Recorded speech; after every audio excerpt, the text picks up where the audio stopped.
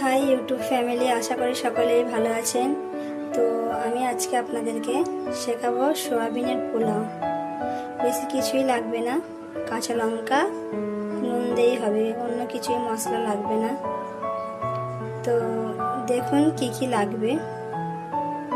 প্রথমে সয়াবিনটা ভিজিয়ে রেখেছিলাম, ওইটা 15 মিনিট ভিজাবার পর ওইটা নিচড়ে নিয়েছি জল থেকে। তারপর চাল লাগবে, এখানে আপনারা চাইলেন বাসমতি চাল এবং মণিভোগ চালও নিতে পারেন। তারপরে লাগবে গোটা জিরে 1 চামচ মতো, পেঁয়াজ একটা পেঁয়াজ, কাঁচা লঙ্কা আপনার হিসাবে নেবেন, আপনারা কীরকম ঝাল খান। তারপরে লাগবে আলু, 2টো আলু লাগবে বড় সাইজের, কিছুটা ধনেপাতা কুচি, একটা টমেটো, আর একটা গোটা 6-7 পাতা কড়ি পাতা। আর এই যে ধনে মরিটা রয়েছে দেখছেন, এটা পিষে এইটা পাউডারটা লাগবে, গোটাটা লাগবে না। এটা দেখাবার জন্য আমি গোটা রেখেছি। এটাকে এইভাবে আপনারা 3 চামচ যদি ধনে নেন, গোটা ধনে তো 3 চামচ গোটা মৌরি নেবেন। এটাকে পিষে পাউডার এরকমভাবে পাউডার তৈরি করে নেবেন। তবে চলুন তাড়াতাড়ি দেখে নিন সয়াবিনের পোলাও কীভাবে আমি করছি। খুবই সহজভাবে এই পোলাওটা তৈরি করে আমি আপনাদেরকে দেখাবো। সয়াবিনটা ভাজতে হবে ভালো করে, লাল করে। তার জন্য অল্প করে তেল দিয়ে নেব, সাদা তেল। আর লাগবে নুন, ওটা বলা হয়নি, ভুলে গেছিলাম। দেখে নিন, সয়াবিনটা ভালো করে লাল করে ভেজে নিতে হবে। এরপর আমি সয়াবিনটা কড়াইতে ঢেলে দেবো আর নেড়ে চেড়ে এটা লাল করে ভেজে নিতে হবে। এখানে কিছুটা গোটা খাড়া মশলা নিয়েছি, একটা স্টার ফ্রুট, 2টো দালচিনি, একটা বড় এলাইচি, ছোটো এলাইচি 4-5টা, গোটা 6-7টা লং নিতে হবে। দেখুন সয়াবিনটা ভাজা হয়ে গেছে, ওইখানে বাটিতে রেখে দিয়েছি তুলে। এরপরে দেবো আমি পেঁয়াজ। তেলটা গরম হয়ে গেছে, এবার পেঁয়াজটা ঢেলে দেবো।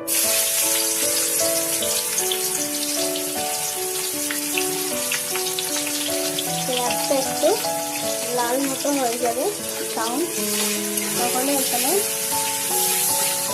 দিয়ে দিতে হবে খাড়া মশলাগুলো আর গোটা জিরেটা।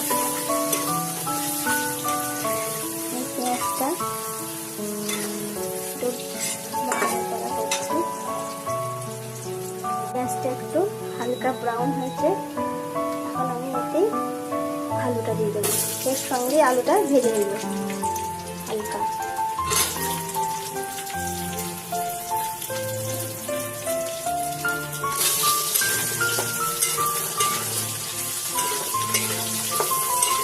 ভালো করে নেড়ে চেড়ে আলুটা হালকা ভেজে নেব। হালকা ভাজা হয়ে গেছে, এরপর এটি দিয়ে দেবো এই খাড়া মশলার গোটা জিরেটা।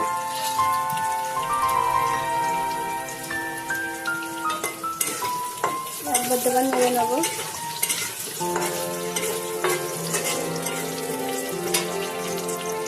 তারপরে দিয়ে দেবো কাঁচা লঙ্কা, এই গোটা কাঁচা লঙ্কা। তারপর দিয়ে দেবো টমেটোর কুচিগুলো, ওর সঙ্গে দিয়ে দেবো কড়ি পাতা।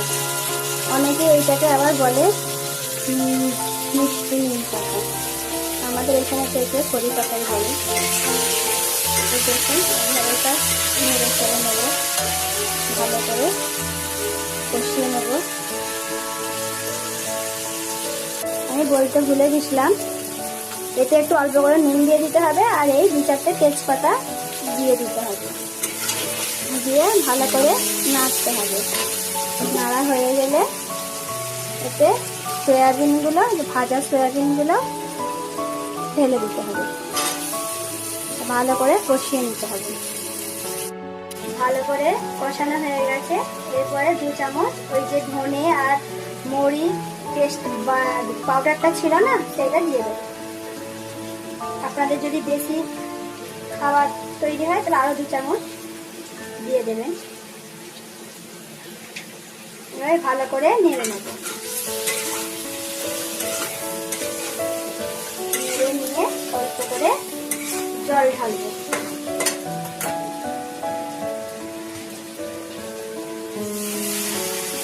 এবার ভালো করে কষিয়ে নেব। এটা বেশি কিছুই লাগে না, খুবই একদম সহজভাবে এই পোলাওটা আমি বাড়িতে বানাই।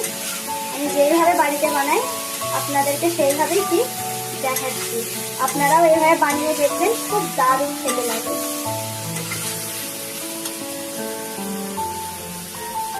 ধনেপাতা কুচি দিয়ে দিতে হবে, দিয়ে একবার দুবার নেড়ে নিতে হবে। নেড়ে নিয়ে এতে জল ঢেলে দিতে হবে।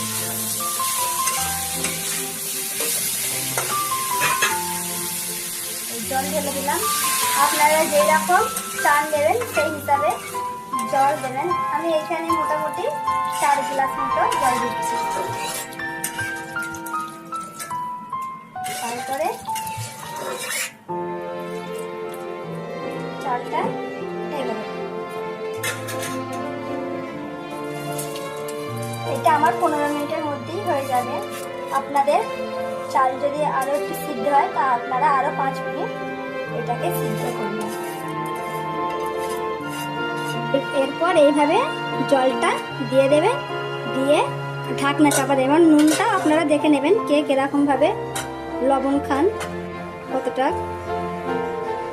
এইভাবে জল ঢেলে দিয়ে ঢাকনাটা বন্ধ করে দেবেন। 15 মিনিট হবে মিডিয়াম আছে। তারপর আপনাদেরকে আমি খুলে দেখাবো পোলাওটা কত দারুণ দেখতে লাগছে। এইভাবে খুব সহজে আপনারাও বাড়িতে করে ফেলতে পারবেন। মিনিট হয়ে গেছে, এবার দেখবো সোয়াবিনের পোলাওটা কেমন রান্না হয়েছে। দেখুন খুব সুন্দর একটা একটা ভাত হয়েছে, ঝরঝরে, কেউ কারোর সাথে জড়াইনি। তা আপনারাও দেখুন এইভাবে ভাতটা এতে ঢেলে নিয়েছি। এটা খেতেও যেমন সুস্বাদ, আপনারা একবার না তৈরি করলে জানবেন না। তাড়াতাড়ি তৈরি করে খান, খেয়ে আমাকে অবশ্যই জানান কেমন হয়েছে। যদি ভিডিওটা ভালো লাগে তো লাইক করে দিন। Thank you.